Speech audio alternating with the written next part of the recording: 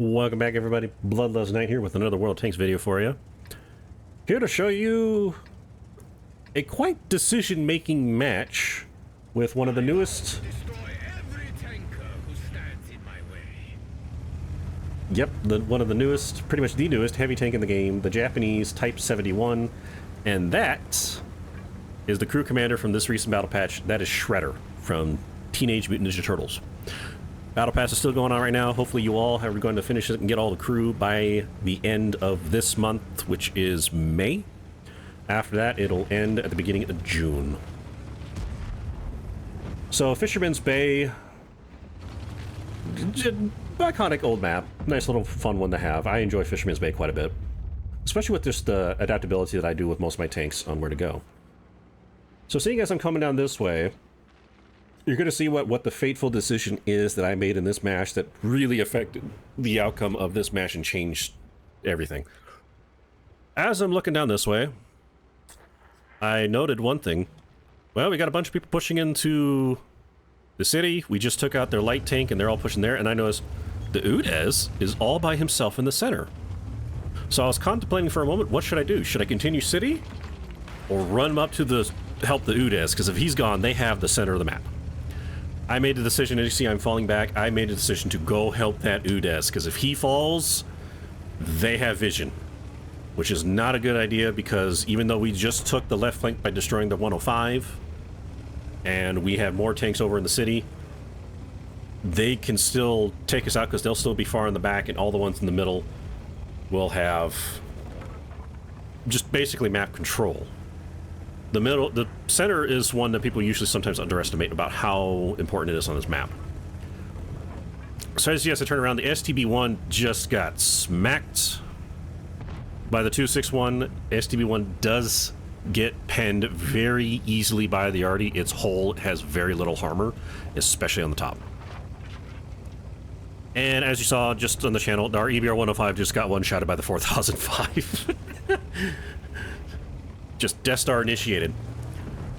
So now I show up, here I am with the Udez. I figure, okay, I'm going to try and help this Udez out, because, again, if he goes, we're done. They would have map vision and control. Still haven't done anything yet. There's the AMX-30B, and as we can see with the map of how many else is there, 4005 over to my right behind the building, STB-1, Reinhard Charante, AMX-30B, Stretsfan 103B, and the Batchat 25T. This Udez was just definitely like, yep, if I die, we lose. They're all up here. Now those in the city are just being stalled. Well, that's a bummer. 4005 managed to pop out and he get the Udez. Thankfully over on my left, the TVP just showed up, so... With that, it's like another one in case I do fall. Still not much though. It is a TVP, and then he decides to flee because after all, another 4005 is here. There he is. So okay, he's there. I'm going to try and show up, and this is one part. This is a problem with T71 or Type 71. Excuse me. The terrain got me. He does hit, but next to my cupola, thankfully he doesn't pen the cupola. Arty is now after me, which is the Batchat 155-55-58. Now, as you can tell with the odd sounds in this square right here in the center. So with the square right here in the center. We can only shoot close targets. That is the hydrodynamic suspension. The Japanese heavy tanks that came out this year have an automatic hydrodynamic suspension, so I don't have to hit the X button. I'm not a fan of the automatic ones.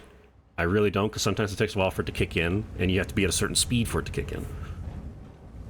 But because it's hydrodynamic suspension, I mean, that's how I got the shot off the Rinocerante very easily, because I can now get my gun depression a lot lower than what it states. I pop out, try to figure out where the 4005 is, not showing up. Managed to get quite a bit of spotting off the Rinocerante because he did get hit smack for 712, and he has been finished off by my team in the center of the map. I went, okay, the 4005 is here, he's got to be here, where is he? Nothing's popping, okay, where is he? Oh, I got popped. Oh, he's still there. Now, sadly, with the hydrodynamic suspension, especially on tanks like the Japanese heavy tanks and the STB-1, as well as the Swedish tanks like the Udez, and unfortunately the 4005 got me again. you have to aim your hull forward to get the gun depression down. That's not ideal in most situations, because sometimes you want to aim up and aim down, but without that hydromatic suspension assistance, it does limit you on certain parts of the hill. Another flaw with the Type 71, of course, as we see, the 4005 does hit me with another gold round. He hits near my cupola and does 548, so it's a good thing he didn't pen me, but because it was close to the cupola, and it being a 4005, he still does a high amount of damage of 548. The cupola up on the top right does hinder this quite drastically. It's also the same with the STB-1, which is now over there on my right. There's a giant cupola on the head, and we want to poke our heads up and use our turrets, but because of the cupola, it just... yeah, they just hit it. There's the Bat Chat. Enemy armor penetrating. An example of me using my gun depression. 4005 is now gone. And yeah, got over 1,000 spotting there from the Bat Chat just because I popped up and saw him and they shot him. AMX is now gone. Svetsvan's now in the center shooting my team coming out of the city. Well, I'm right behind him, so I'm just going to go ahead and take him out. Now, another flaw with the Type 71 a lot of people do not like about it. As you can see, 457 average damage for a heavy tank. It does shoot fairly fast with that kind of damage. It does. The problem with is that the unique mechanic that these Japanese tanks have is called gun cooling. So now notice, for some of you who have been wondering about it throughout the match, why is there 2 reticule circles? That's the gun cooling mechanic that this tank has. After a short time, about up to 10 to 14 seconds, a secondary reticle will appear that's smaller. And what that does is the guns cool down... basically, the gun has cooled down enough to where now your gun will be much more accurate than it should be. I'm hiding here because I don't want to get shot by that 4005. They're all in the corner that can easily shoot me. I'm just getting spotted because the STB-1's there. So I decided to stay hidden the entire time. There we go, and that's why I stayed hidden. The Centurion now just comes out and shoots me. Yeah, I can't hide. The STB-1 is spotting me, and it's difficult for them as they want to finish him off. But there's a 4005 still back there. Thankfully, the 261 manages to finish him off because STB-1 is very, very weak to arty. Very weak to arty.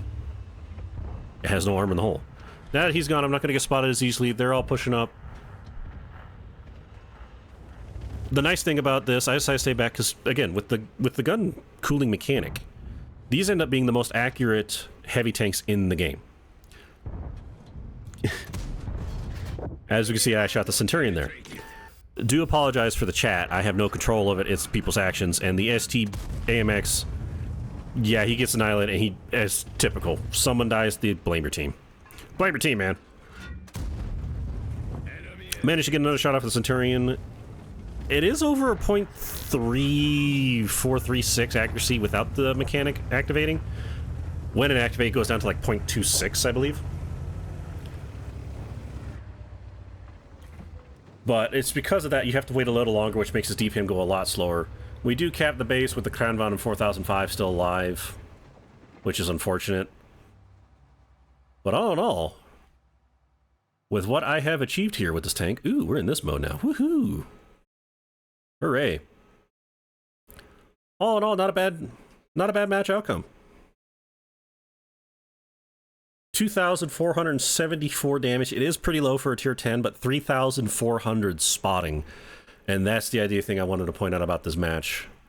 Of why sometimes it's a good decision to where, oh, should you go with your tank's instincts and go all the way over here to the city just with my team, as ideally for where heavy tanks normally go, but then I just went, well, I'm a Type 71, I have a hydromatic suspension, I'm more focused on being in hill situations with the center of the map right here.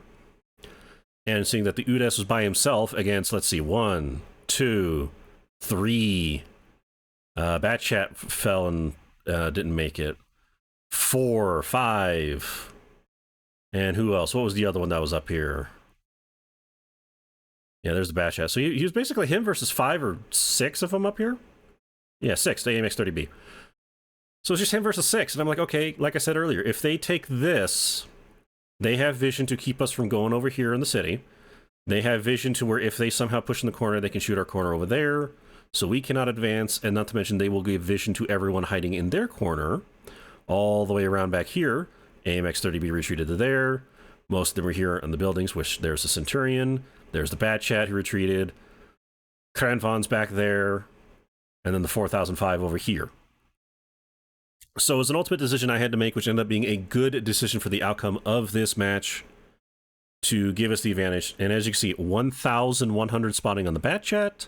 Managed to take out the Stretsvan by doing well over 800 damage and getting that 4005 finished off, as well as to getting a lot of spotting from the Rinoceronte, over 920, while getting a shot on him, and over 900 on the AMX 30B. So all in all, it was that's one thing I had to do, and why I wanted to point that out. Again, apologies for the language of the chat.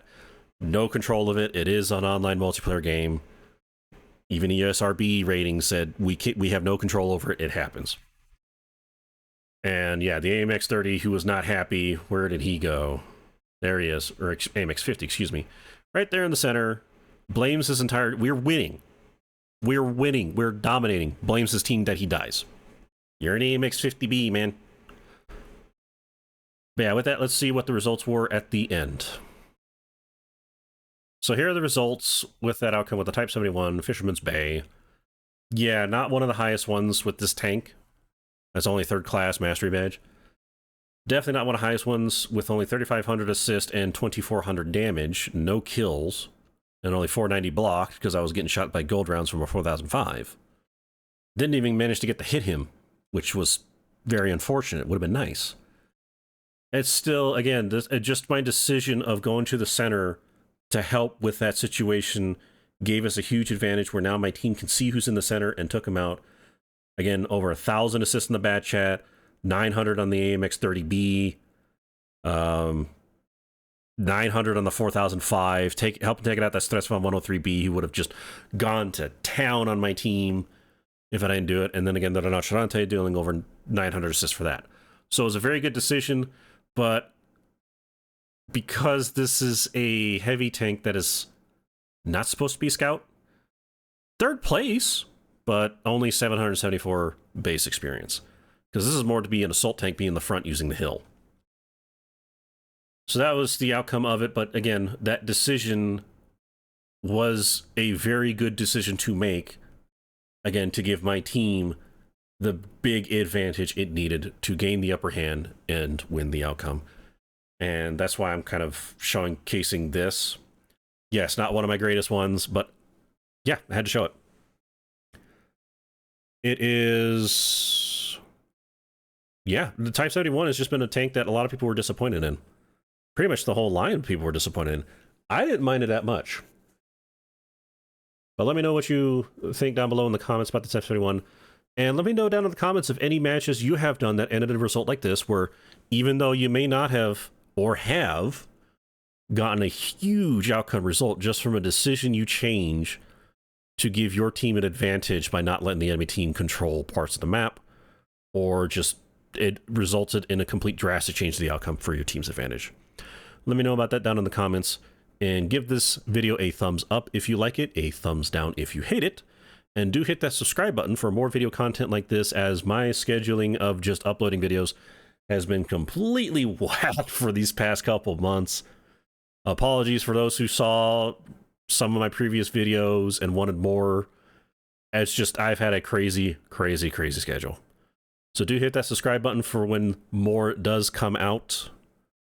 And if y'all want, I was doing this match live on twitch.tv/bloodlustnight, where I even contemplated on the outcome of going in the center. So if you want to watch it live, just pop over there and give me a follow for when I do come on, which I do that regularly. Try to, at least. But yeah, go give that over there.